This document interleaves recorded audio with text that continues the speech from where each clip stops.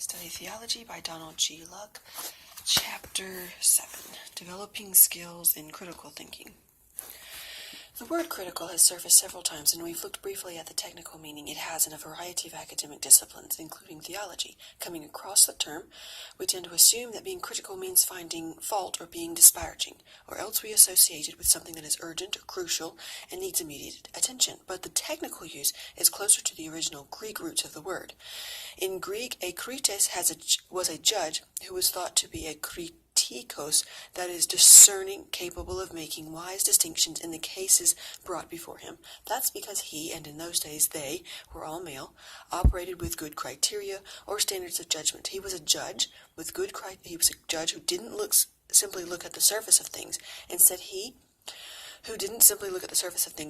was able to probe beneath in krinein, that is, discern, otherwise hidden agendas, connections, motives, and extenuating circumstances. Theology, like all intellectual disciplines, calls for critical thinking. This is thinking that is wise and discerning because it is aware of hidden presuppositions and assumptions shape assertions. It is thinking that knows how to make careful distinctions on the basis of valid standards of judgment. It is thinking that knows how to get beneath the surface and identify relevant issues. It is a special kind of thinking that people seldom discover outside the opportunities and demands encountered in advanced education. This is not to say that prehistoric peoples of contemporary cultures that do not have extensive systems of modern education, for example, lack critical thinkers in their populations, but it is the case that the percentage is much less than in situations where persons are challenged by the process of formal education to develop critical thinking. Education exposes to us wider ranges of experience we could ever possibly have on our own.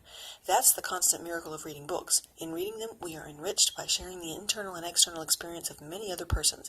And if we are receptive to what we encounter, we can have our entire horizons expanded. But in order to profit most from our reading, we need to learn how to carry on a critical dialogue with the text. Education gives us increased measures of information and enables us to develop skills. Perhaps the most challenging and important of these skills is critical thinking.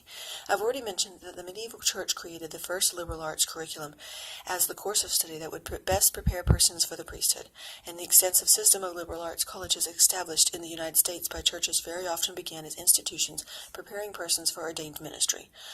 One effect of such study was to give persons a broad background that could help them understand the human condition better, but another was to develop the capacity for critical thinking as helpful preparation for theological studies.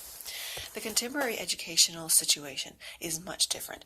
We've already noted that increased numbers of persons studying theology today do not necessarily have a liberal arts course of study going on while or before they start that study. Consequently, many have not had encouragement in the classroom to develop critical thinking. But this needn't be an obstacle. Over the last several decades, research in development psychology has determined that critical thinking is a skill that can be learned. It's not something akin to an innate ability, like having perfect pitch or having exceptional motor coordination. Such skills are given to some and not others, and give the lucky recipients an edge in being musicians or gymnasts. But critical thinking is something each of us can learn to one degree or another. In fact, your study of theology presents an opportunity for you to develop this skill. What follows are some general observations about approaching the study of theology. The hope is that they may ease your path and help you maximize your efforts. Among these observations is a profile of how critical thinking develops. It may enable you to locate where you are in the process and understand at what points you will feel the challenges and the frustrations that come with the facing potential growth. This may help you discover wider measures of patience and understanding for yourself, your instructors, the authors you are reading, and your fellow theology students, who may be at a point in the process that differs from your own. A point of departure. In describing the process of constructing theology and outlining its component elements, in raising the question of method, and in giving you a brief outline of some of the current issues that are shaping theology, I have exposed you to more than you can possibly begin to use at the beginning of your studies.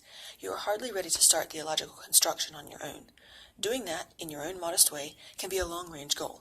More immediately, the profile you've been presented should help you understand how the authors you read go about their work.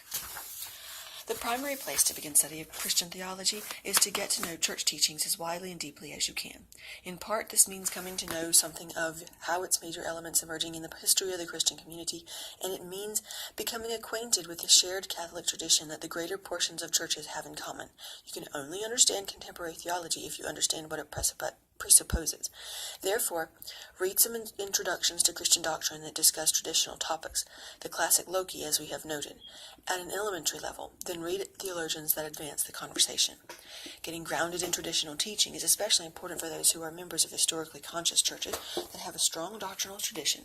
Appreciating that heritage can provide a gyroscopic center in the midst of the dynamism and pluralism of the contemporary theological sense. If you can avoid being defensive or absolutist about this heritage, it won't become a wall separating you from others. In fact, being grounded in a specific tradition can aid you in becoming open to contemporary challenges and ecumenical encounter. The more you feel grounded, the less confused and defensive you will be in meeting points of views that differ from your own, and the more of a genuine contribution you can make to others as you engage in dialogue with them. This immediate goal of becoming grounded is all the more important given the fact that large numbers of persons who begin studies in theology today have very limited church education. As a result, they have superficial and even confused notions about what the church teaches. The official or informed theology of the church often is strikingly different from widespread popular impressions, even among some clergy, and certainly is quite distinct from the general religiousness that is prevalent in American culture. Theology is not just a private opinion, but, as we have noted, it reflects the attempt of the Christian community to identify and express dimensions of what it believes. The traditional terms for instruction in Christian doctrine is catechis. The fact is, effective catechesis is at a low ebb. Some have estimated that the average churchgoer has the equivalent of a 3rd to 5th grade understanding of the Christian faith. Even many persons entering seminaries these days have little background in the church tradition into which they want to be ordained, and sometimes are recent converts, even to Christianity itself. The sad state of theological affairs in the pews is even more reason for persons studying theology, especially if they are studying in order to assume leadership roles in the church, to take those studies seriously and work at them rigorously. It does not mean insisting that all others in the congregation have the same measure of theological understanding, but rather it implies that only those who have prepared themselves responsibly can provide any theological leadership. Your initial study will also begin to acquaint you with some of the major issues and concerns that are shaping contemporary theological scholarship. This will be aided by including in your studies exposure to the history of theology over the past 2 centuries. Along the way, you may well discover some particular debates or some special concerns that interest you, which you can pursue on your own. In the process, you may develop a deep interest in a particular expression of contemporary theology, such as African American theology of liberation or particular philosophical theology, but you can best follow these narrow interests if you understand the wider landscape into which they fit. If your study is going to be an extensive one rather than an introduction, if, for example, you are preparing for ministry within the church, then it may prove helpful for you to get to know the work of a major theologian or school of theology thoroughly. This could be a major figure from the distant past like Augustine or Calvin, or near past like Rahner or Barth, or the present like liberation or feminist theology.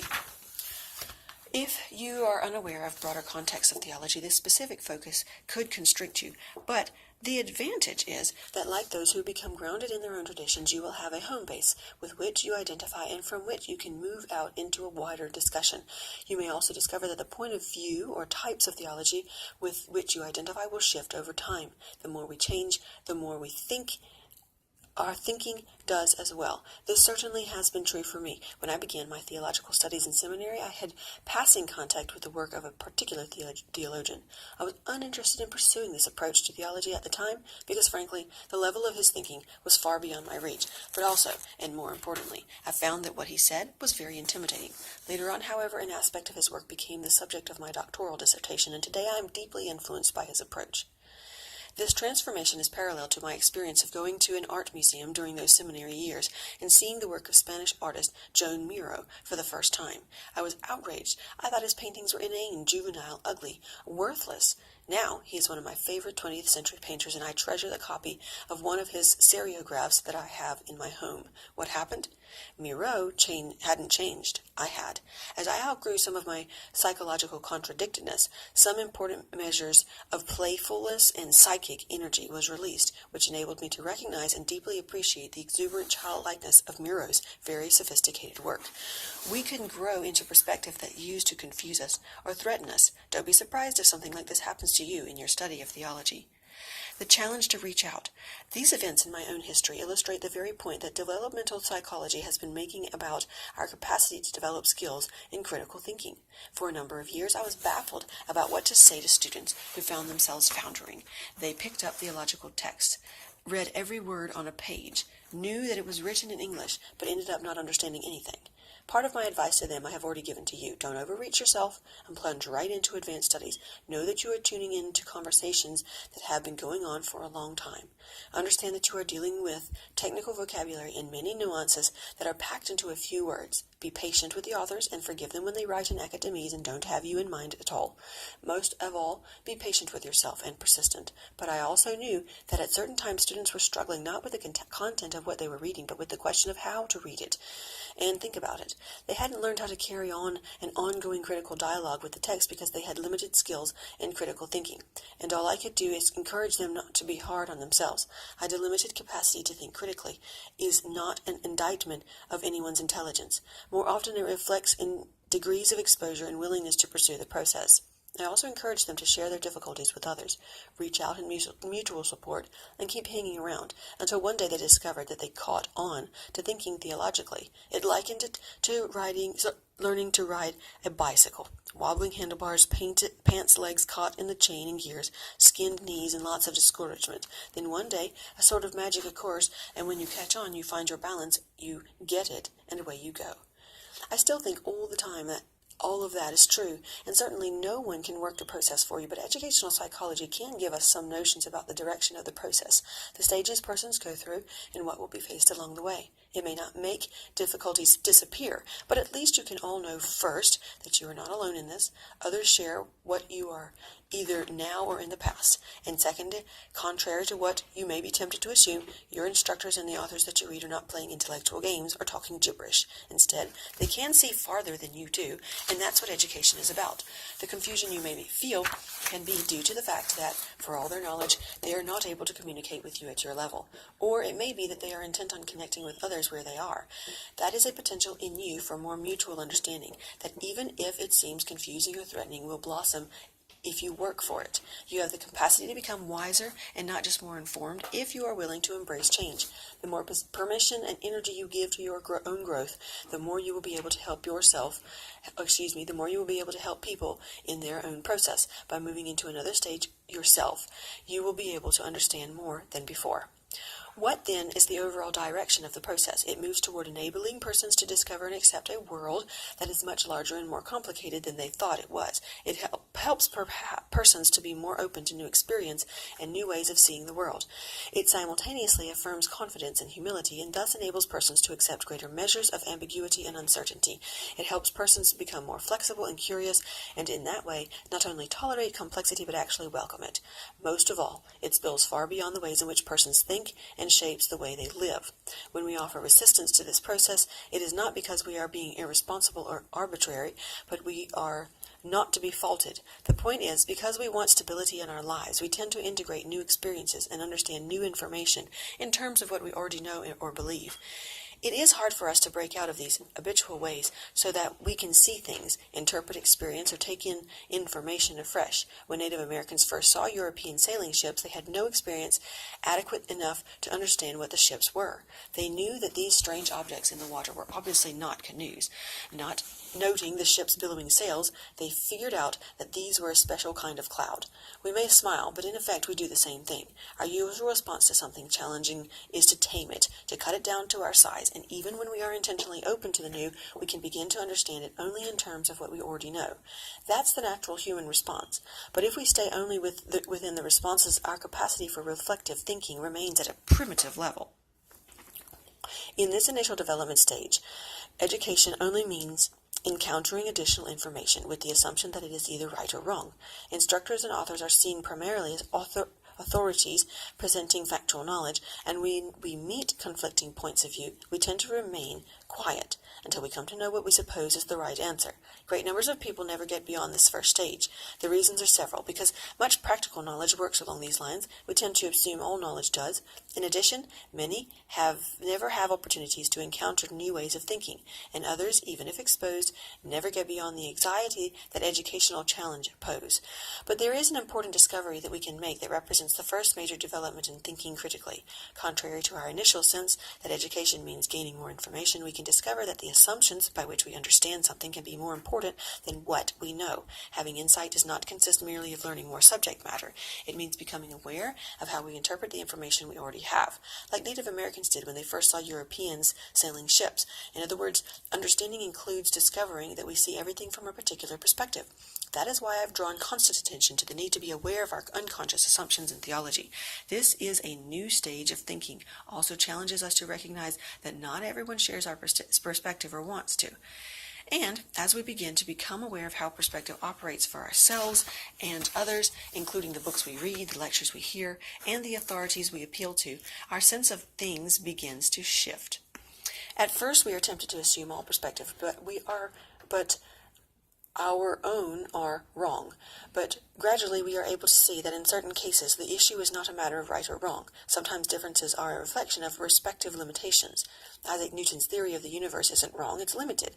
He knew nothing about subatomic structures and the relativity of space and time, but that doesn't invalidate his careful analysis of the physical universe. It merely relativizes it. Within a certain context, Newton's physics is quite useful, as for example, in guiding the principles of engineering, but it has limited usefulness. When we begin to see the limits of our own perspective and begin to share another, our potential for expanding our understanding increases.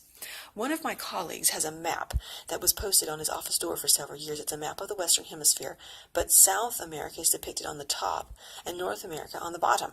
The caption, which is titled A New World of Understanding, draws attention to the subtle way in which above and below have overtones of value and dominance. It also causes the viewer to begin to become aware of how these subtle connotations have applied to the way in which we North Americans have tended to see ourselves and our neighbors to the south. This turnabout map of the Americas, it notes, serves to correct the imbalance. It is geographically correct. Only the perspective has been changed. That's the point. The facts, the information are the same, but the implicit assumptions are different. Seeing things in new perspective can literally make a world of difference. We learn to qualify and expand our understanding. Throughout the preceding pages, I have given many examples of changing and alternative perspectives and the effect that this has on pursuing theology. It takes a while for us to become conscious of these assumptions we take for granted, and the perspective from which we see things. We assume, like the world of common sense I referred to in Chapter 3, that everyone has always thought about things this way. We assume, for example, that the most valid truth amounts to recognizing and demonstrating facts. It is a shock to discover that this assumption is not self-evident. It came about with the rise of modern science. There have been other types of knowing prior to this historical movement, and there have been qualifications of it since. The point is, our way of understanding things is always limited. We cannot escape seeing the world of human experience from a particular perspective. Just as we are mortal, our understanding is always finite. As Paul puts it, we know we know only in part and we prophesy only in part, 1 Corinthians 13:9. That doesn't necessarily invalidate what we believe, but it does qualify it and make clear that it is limited by definitive operating assumptions. The same holds true for the context of our knowing. What is valid in one situation or culture or historical period is invalid in another. The story is told of a giant who found a man unconscious and almost frozen in the snow. He brought him to his home, wrapped a blanket around him, and set him by the fire. The man came to and began to blow on his frozen fingers. The giant asked him what he was doing, and the man said he was trying to warm his hands. Then the giant brought him a piping hot soup to eat, whereupon the man began blowing on it, and the giant asked what he was doing, and the man said he was trying to cool the soup. At this, the giant angrily tossed him out into the cold again, since the man was obviously trying to make a fool of him by claiming his breath both warm and cool something. The point of the story is that what makes something true has to do with its context. This holds true for claims to religious truth, but it takes us a while to recognize, then legitimize any perspective that's other than our own. None of this comes easily. Religious convictions are very dear to us. They are an important part of how we define ourselves, even if we are atheists, because they mean so much to us, because they have to do with what we consider to be important and most deeply true. We resist any admission that other perspectives might have equal or more legitimacy than ours, or that our dearest convictions reflect finite knowledge. This transition is a difficult one for us to make. We need to recognize that from the very beginning, when such awareness first threatens to impact us, the tendency is to respond in a defensive way because it feels as if our deepest beliefs are under attack. In such a situation, we tend to seek reassurance by clustering with those who think like we do. Many times we are tempted to say little by way of direct response, since for all our passion and convictions, we really aren't sure of ourselves. Instead, we dismiss alternative viewpoints from a safe distance. Instead of engaging directly in arguments and open-ended reflection, we feel more comfortable with our own kind and are tempted to backbite and dismiss alternative points of view without giving them a fair hearing. Some of us stay stuck at this point, but others of us undertake an act of spiritual courage. We dare to open ourselves up and reach out to what we don't yet understand. We begin to recognize that there are differing perspectives, that we all have operating assumptions, that we take for granted even though they are not self-evident, and we also begin to tolerate perspectives that differ from our own. As that begins to happen, however, we face a new set of challenges. Learning to make judgment cases. A fair number of college-educated people make the transition to the second stage of critical thinking. They recognize that we all see issues from our own perspectives and are willing to recognize a plurality of views. They see the qualified nature of all outlooks, beliefs, and convictions. Instead of coarsely insisting that this, that, or the next thing is so, they knowingly sprinkle their assertions with the phrase, "It seems to me that," and they display a growing ability to enter into others' viewpoints. This enables them to expand or at least qualify their own. If this doesn't describe you yet, it may if you give yourself time and are willing to enter the process. And in facing the possibility of this transition, you will have to learn to depersonalize the probing questions that are leveled at your assumptions. They may feel like personal attacks, but they are not. They are assumptions for you to discover the truth about yourself and the world more deeply than you already have. As I've indicated before, believing Christians should be more ready to make this transition because trust in God means willingness to give up illusions of mastery and control. If you yourself are a serious Christian, think about it. And I'm bold enough to add, pray about it. But there are two major hurdles people face once they admit that there's no escape from delimitation and pluralism. First, they find it hard to make comparisons between different points of view, and second, they find it hard to back up their own assertions. The result is often an easygoing, even indifferent tolerance and reluctance or inability to affirm any convictions. The easiest response is either to go along with the views of the instructor without questioning them, or to allow all sorts of ideas to germinate indiscriminately. Let 100 flowers bloom, let 1,000 thoughts contend, wrote Mao Zedong. Students of theology who are fixed in this stage are constantly frustrated when, in response to written papers or exams or comments in class, they are told, in effect, make a case, not just an assertion. They don't know how, and they don't think it is necessary. After all, they assume theology deals with what amounts to private opinions. And because what a person believes is his or her own affair, and since no one should tell another what to believe, one opinion is as good as another. Opinions cannot be evaluated, they can only be shared. This echoes the interview that a young nurse given the pseudonym Sheila Larson in a now famous probing study of American religion. She described her own expression of religion by referring to a belief in God, but one that was generally devoid of any content and didn't go beyond her sense of herself very much. My faith has carried me a long way, she observed. It's Sheilaism, just my own little voice.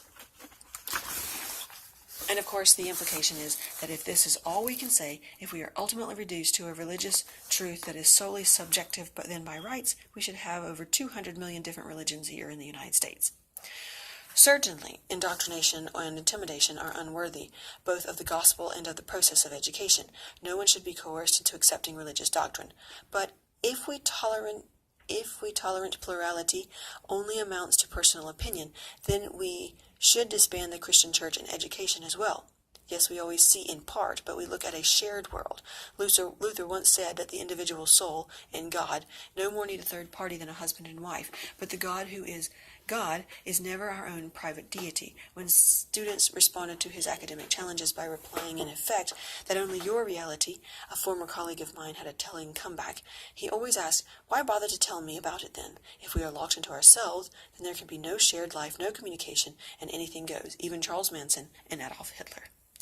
Perhaps we will grow to see the limits and context of our own perspective and be willing to enter into the perspectives of another. But achieving this does not relieve us of the need to make judgments. There is more than private opinion at stake. Certainly this is true for those who claim to be the academic and public arenas as well. But every assertion is of equal value, even if it is argued sincerely and with great passion. Often people are tempted to create anything asserted with sincerity and deep feelings, but it's not enough. All sorts of political and religious fanatics have sincerely meant what they said, but firmness of belief is no proof of validity or even of sanity. What, then, are the criteria of the assertions that can be argued as being better than others? The first is that they are more informed. They have more complete and accurate information. Some theology is more knowledgeable than the rest. No one can know or has known everything, but some persons are better informed than others. That's why I suggest that the best place to begin theology study is in getting acquainted with the Catholic tradition from its biblical roots to be present. You can better informed than you are now. A second criterion for Christian theology, and which for Christians should have first priority, is an elaboration of the first. Theology needs to be present clear arguments about why it believes it is being faithful to the foundations of the Church's faith and life in Jesus Christ. Christian theology aims at normative statements, not private ones. Therefore, it needs to express why it claims to be authentically Christian and not merely a matter of private opinion. A third criterion that can justify some theology as better than others is that it is more inclusive, more comprehensive in its scope. It ties together and integrates relevant material better, even if no totally comprehensive system of theology is possible.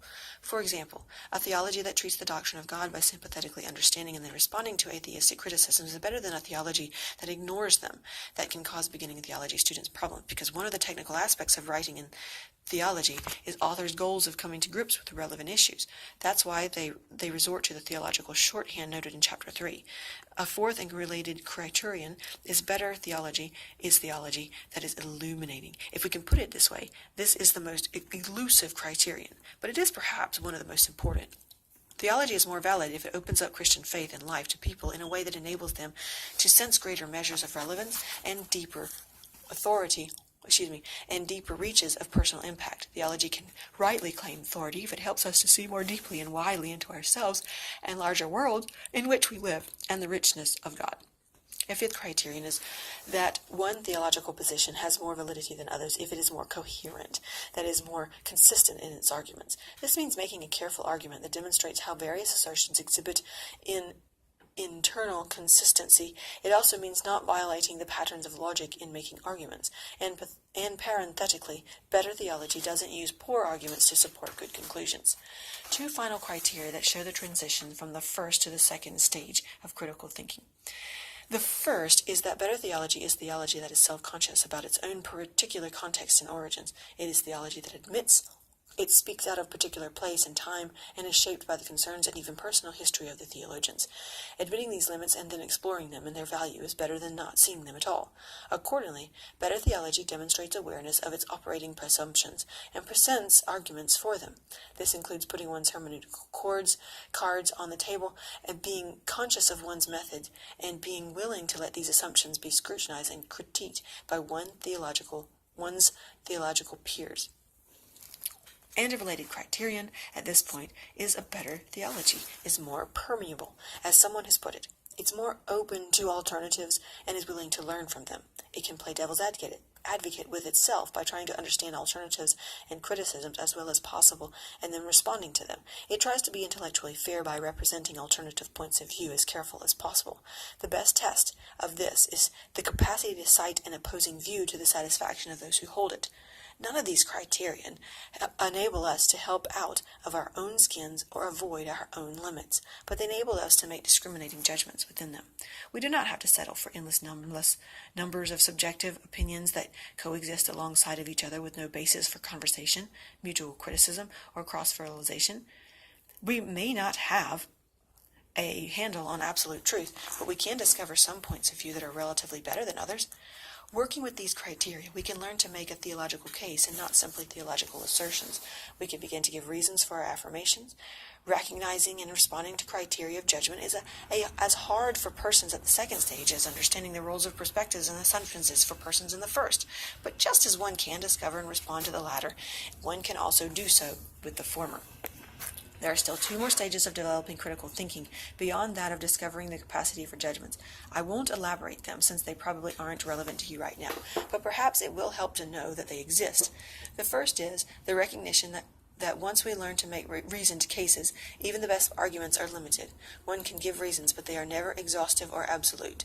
As I've noted, some theological affirmations are better than others, but they are only relatively better than absolutely so. It's not just beginning students of theology who can get stuck here, but professors as well.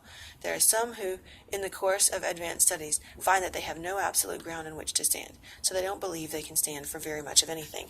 All that is left to them is the honesty of radical self-criticism, the undermining of all absolute and unqualified claims, and the unstinting humility about the limits of everything. For such persons, theology can be rigorous academic pursuit, but it tends to be devoid of personal commitment. I can remember my first year of graduate studies in the theology of what all understood to be a high-pressure institution. How I scrambled. Everywhere I turned, I discovered my ignorance. I was intimidated by the facts that others seemed to know so much more than I did, and of course I assumed that my own knowledge and experience were common to everyone, so that it didn't count for much. I had my own theological perspective, but believed it couldn't stand the test of the intense rigor of analysis that went on, and therefore kept a low profile. But gradually I made two very important discoveries. The first was that everyone else was in the same predicament to a greater or lesser degree. Certainly they had background and comprehension about all sorts of things that I didn't have, but the reverse was also true, and I had some insights that few others shared. I also discovered that if we became caught up in the game of professional one-up personship, then our anxieties about our limits of our understanding prevented us from being totally open. That in turn kept us from supporting one another and being resources for each other. It also became apparent that our own anxieties kept us from really saying what we believed because we never substantiated it exhaustively. Our convictions were never beyond criticism or controversy, and so too often we sat with our cards held close to our chests, not daring to let others know what we believed, and thereby exposed our naivety. But developmental psychology says that there is yet another stage toward which the educational process can lead us, one that encourages us to embrace our convictions even while recognizing both our limits and our inability to cover all the critical bases. We learn how to make confessional affirmations in a context of spirited and open dialogue with other points of view. We recognize the importance and the validity of our own testimony in this context. Others can learn from us, but this requires us to represent our perspective as faithfully and as carefully as we can. At the same time, we are open to learn from them.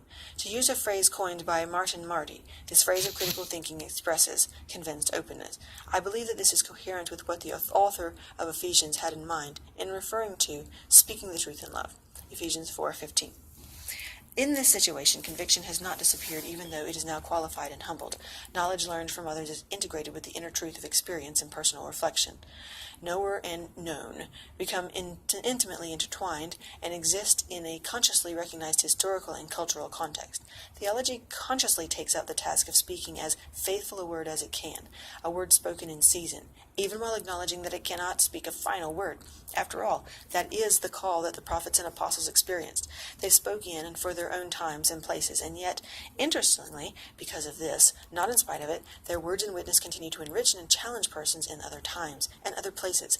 That is how insight operates. It isn't absolute. That is, it isn't absolved from the limitations of culture and history. Instead, it has the capacity to speak a rich word that can transcend these limitations. Summary.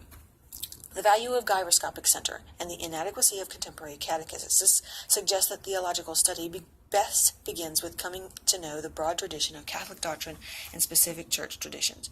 Deep understanding of a major theologian or particular theological school may also provide concrete orientation in the current situation of theological pluralism, as long as the wider setting is appreciated. Because it is possible for us to grow intellectually, emotionally, and spiritually, we may discover that we can grow to appreciate theological perspectives that earlier confused or intimidated us. According to developmental psychology, critical thinking is a skill that can be learned, and that enables persons increasingly to discover and accept the complexities of the world and the qualified nature of all understanding. The first transition in critical thinking entails moving beyond our assumptions that every issue is a matter of right or wrong, toward an increasing recognition of the role of unconscious assumptions and delimited context. The discovery of these perspectives can increase our capacity for sympathetic understanding. The second transition is from an indiscriminate acceptance of a plurality of perspectives and personal opinions to recognize to recognition of the criteria for making relative judgments. These criteria include greater measures of comprehensiveness, coherence, living meaningfulness, self-qualification, and permeability. Additional transitions include recognizing the relative character of such rational judgments and the willingness to embrace this relativity in convinced openness. For further reading and reflections. These two significant problems in identifying text in systematic theology for beginning students. The first is finding titles that are theologically substantive and that are at the same time are written in a clear style and at an introductory level. The second is the fact that due to federal tax laws, publishing companies do not keep large inventories and consequently, apart from consistent bestsellers, do not reprint books or have them in their inventories for very long. Therefore, once a helpful text appears, it is only available for a short while. Many of the titles given below are out of print, but should be available in theological libraries. Dennis and Rhodes, The Faith of Christians, An Introduction to Basic Beliefs. Dennis, Christian Feminist Theology, A Constructive Interpretation. Evans and Roberts, or Evans and Evans, rather, Introduction to Christianity, A Case Method Approach. Facre and Facre, Christian Basics, A Primer for Pilgrims. Ferner and Vischer, A Common Catechism, A Book of Christian Faith. Grash, Principles of Catholic Theology. Gersild, Invitation to Faith, Christian Belief Today. Neville, A Theology Primer. For more advanced one-volume distinctions of basic Christian doctrine, one of the following possibilities. Bloch, Essentials of Evangelical Theology. Cawthon's Systematic Theology, A Modern Protestant Approach. Evans and Parker, Christian Theology, A Case Study Approach. Fiorenza and Galvin, Systematic Theology, Roman Catholic Perspectives. Gilkey, Message and Existence, An Introduction to Christian Theology. Hall, Professing the Faith. Hodson, Christian Theology, An Introduction to its Tradition and Task. Hodson and King, Readings in Christian Theology. Jensen, Story and Promise. Lacunga, Freeing Theology, The Essentials of Theology in Feminist Perspective. Ratzinger, Introduction to Christianity. Song, Third Eye Theology, A Theology in Formation in Asian Settings. Suchoki, God, Christ, Church, A Practical Guide to Process Theology. Wainwright, Doxology, The Praise of God in Worship. Doctrine and Life, A Systematic Theology. After mastering introductory and more advanced studies in Christian doctrine, you will be ready to tackle the work of influential theologians. These would include the giants of mid-century, such as Karl Barth, Paul Tillich, and Karl Rahner, but also contemporary figures, to name a few in alphabetical order, such as John B. Cobb, Jr., Edward Farley, Gustavo Gutierrez, Kosuke Koyama, Hans Küng, Sally McFaig, John McCary, John Mabiti, Jürgen Moltmann, Wolfhart, Pannenberg, Rosemary Radford Ruther, John Sobrino, and David Tracy. To gain a panoramic view of issues and options in contemporary theology, note the following. Firm, Contemporary American Theologies, A Critical Survey. Ford's The Modern Theologians, An Introduction to Christian Theology in the 20th Century. Hordern, A Layman's Guide to Protestant Theology. Cleaver, The Shattered Spectrum, A Survey of Contemporary Theology. Küng and Tracy, Paradigm Change in Theology. McCary, 20th Century Religious Thought, The Frontiers of Philosophy and Theology. Pierman, Frontline Theology. Pinnock, Tracking the Maze. Villadasso and Massa, Foundations of Theological Study, a source book. Wall, Theologians in Transition. Weaver, Introduction to Christianity.